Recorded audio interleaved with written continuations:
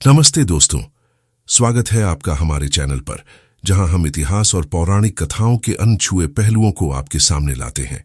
आज हम बात करेंगे उस महान ग्रंथ की जिसने न सिर्फ भारत बल्कि पूरी दुनिया को जीवन, धर्म और कर्म का पाठ पढ़ाया।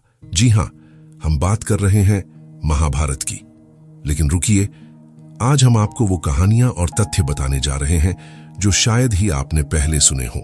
महाभारत के वो रहस्य जो आपको सोचने पर मजबूर कर देंगे, वो तथ्य जो आपको हैरान कर देंगे, और वो कहानियां जो आपको इस महाकाव्य के और करीब ले जाएंगी।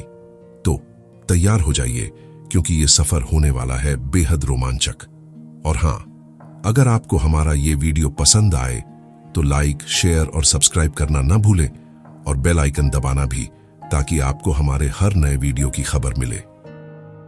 दोस्तों, महाभारत सिर्फ एक कहानी नहीं, बल्कि एक ऐसा दर्पण है जो हमें इंसानियत, नैतिकता और जीवन के गहरे सवालों से रूबरू कराता है। लेकिन क्या आप जानते हैं कि इस महाकाव्य में कुछ ऐसे रहस्य छिपे हैं जो आज भी हमें हैरान करते हैं? आज हम आपको महाभारत के कुछ अनसुने और रहस्यमय तथ्य बताएंगे जो शायद ही आपको किसी किताब में मिले। तो चलिए शुरू करते हैं। पहला रहस्य है महाभारत के समय का। क्या आपने कभी सोचा कि महाभारत का युद्ध कब हुआ था? विद्वानों और इतिहासकारों ने इसकी तारीख निकालने के लिए ग्रंथों में वर्णित खगोलीय घटनाओं का अध्ययन किया। महाभारत में कई ऐसी घटनाओं का जिक्र है, जैसे सूर्य ग्रहण, चंद्र ग्रहण और ग्रहों की विशेष स्थिति। कुछ शोधकर्ताओं का मानना है कि महाभारत का युद्ध करीब 3102 ईसा पूर्व हुआ था। लेकिन चौंकाने वाली बात यह है कि ग्रंथ में वर्णित खगोलीय घटनाएं आज की आधुनिक खगोल शास्त्र की गणनाओं से मेल खाती है। क्या यह संयोग है, या उस समय के लोग इतने उन्नत थे कि वे ग्रहों की गति को इतनी सटीकता से समझते थे? क्या आपको नहीं लगता कि यह रहस्य अपने आप में एक बड़ा सवाल है? अब बात करते हैं महाभारत के कुछ किरदारों की, जिनके बारे में हम सोचते हैं कि हमें सब पता है, लेकिन कुछ अनसुनी कहानियां ऐसी हैं जो हमें चौंका देती हैं। सबसे पहले बात करते हैं द्रौपदी की। हम सब जानते हैं कि द्रौपदी का जन्म यज्ञ की अग्नि से हुआ था, लेकिन क्या आप जानते हैं कि उनके जन्म का उद्देश्य क्या था? द्रौपदी का जन्म सिर्फ पांडवों की पत्नी बनने के लिए नहीं हुआ था। महाभारत के अनुसार द्रौपदी का जन्म कौरवों के विनाश और धर्म की स्थापना के लिए हुआ था। लेकिन एक और रहस्य है। कुछ कथाओं में कहा जाता है कि द्रौपदी पिछले जन्म में एक ऐसी स्त्री थी जिन्होंने भगवान शिव से 5 आदर्श पतियों का वरदान मांगा था, और यही वजह थी कि उन्हें 5 पांडवों की पत्नी बनना पड़ा। लेकिन सवाल यह है, क्या वाकई द्रौपदी का जन्म सिर्फ एक वरदान का परिणाम था, या इसके पीछे कोई और बड़ा उद्देश्य था? अब बात करते हैं कर्ण की। कर्ण को हम सब एक महान योद्धा और दानवीर के रूप में जानते हैं, लेकिन उनकी जिंदगी अभिशापों से भरी थी। क्या आप जानते हैं कि कर्ण को एक ब्राह्मण ने अभिशाप दिया था कि उनके रथ का पहिया युद्ध के सबसे महत्वपूर्ण समय में जमीन में धंस जाएगा? और यह अभिशाप तब सच हुआ जब कर्ण और अर्जुन का युद्ध हो रहा था। लेकिन सबसे बड़ा रहस्य यह है कि कर्ण को यह अभिशाप क्यों मिला। कहते हैं कि कर्ण ने अनजाने में एक गरीब ब्राह्मण के गाय को मार दिया था, जिसके कारण ब्राह्मण ने उन्हें यह अभिशाप दिया। लेकिन कुछ कथाओं में यह भी कहा जाता है कि यह अभिशाप उनके पिछले कर्मों का फल था। तो क्या कर्ण का भाग्य पहले से ही लिखा हुआ था? महाभारत सिर्फ एक युद्ध की कहानी नहीं थी, बल्कि उसमें इस्तेमाल हुए हथियार आज भी वैज्ञानिकों और इतिहासकारों के लिए एक पहेली है।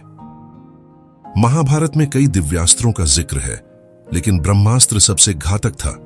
कहते हैं कि ब्रह्मास्त्र इतना शक्तिशाली था कि यह पूरी सृष्टि को नष्ट कर सकता था। लेकिन चौंकाने वाली बात यह है कि इस हथियार को सिर्फ कुछ चुनिंदा योद्धा ही चला सकते थे, जैसे अर्जुन, कर्ण और अश्वत्थामा। लेकिन क्या आप जानते हैं कि ब्रह्मास्त्र को रोकने का एकमात्र तरीका दूसरा ब्रह्मास्त्र था? और यह भी कहा जाता है कि ब्रह्मास्त्र के इस्तेमाल से जो विनाश होता था वो आज के परमाणु हथियारों जैसा था। क्या यह संभव है कि प्राचीन भारत में ऐसी तकनीक थी जो आज के परमाणु हथियारों से मिलती जुलती थी? ये सवाल आज भी अनसुलझा है। एक और रहस्यमय हथियार था नारायण अस्त्र। इस हथियार की खासियत थी कि यह सिर्फ उन लोगों को निशाना बनाता था जो इसका विरोध करते थे। अगर कोई इसके सामने आत्मसमर्पण कर देता तो ये उसे नहीं मारता, लेकिन अश्वत्थामा ने इस हथियार का गलत इस्तेमाल किया और पांडवों के पुत्रों को मार डाला।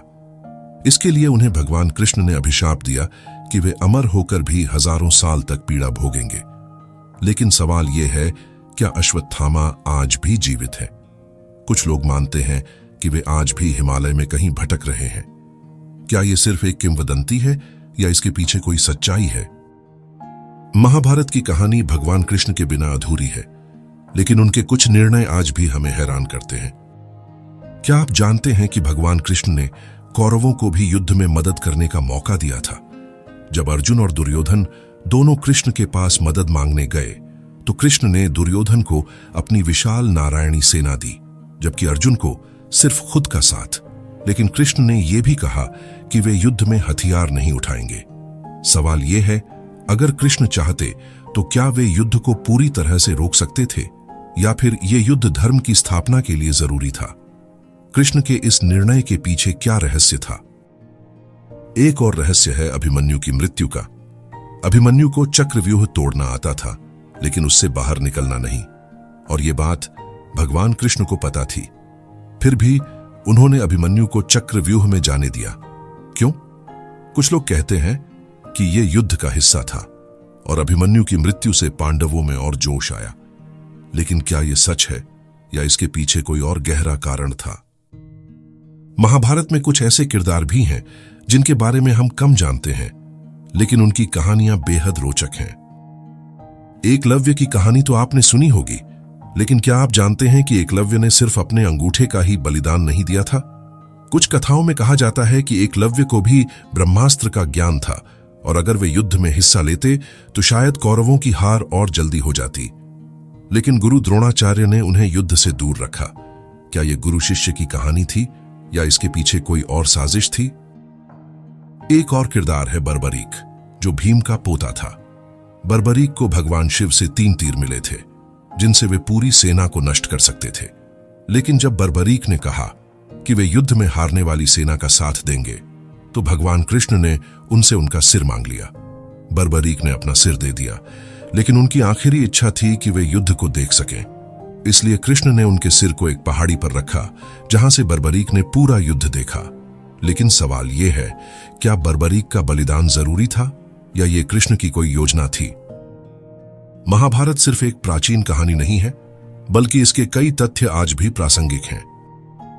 कुछ वैज्ञानिक और शोधकर्ता मानते हैं कि महाभारत में वर्णित युद्ध के दृश्य आज के परमाणु युद्ध से मिलते जुलते हैं, जैसे कि ब्रह्मास्त्र के इस्तेमाल से होने वाला विनाश, आग और रेडिएशन जैसी चीजें।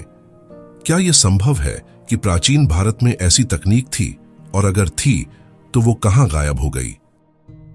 महाभारत के अंत में गांधारी ने भगवान कृष्ण को अभिशाप दिया था कि उनका यदुवंश भी नष्ट हो जाएगा, और ऐसा ही हुआ। यदुवंश का अंत आपसी लड़ाई में हुआ। लेकिन सवाल यह है कि क्या गांधारी का अभिशाप इतना शक्तिशाली था कि भगवान कृष्ण भी इसे रोक न सके, या फिर यह भी कृष्ण की लीला का हिस्सा था?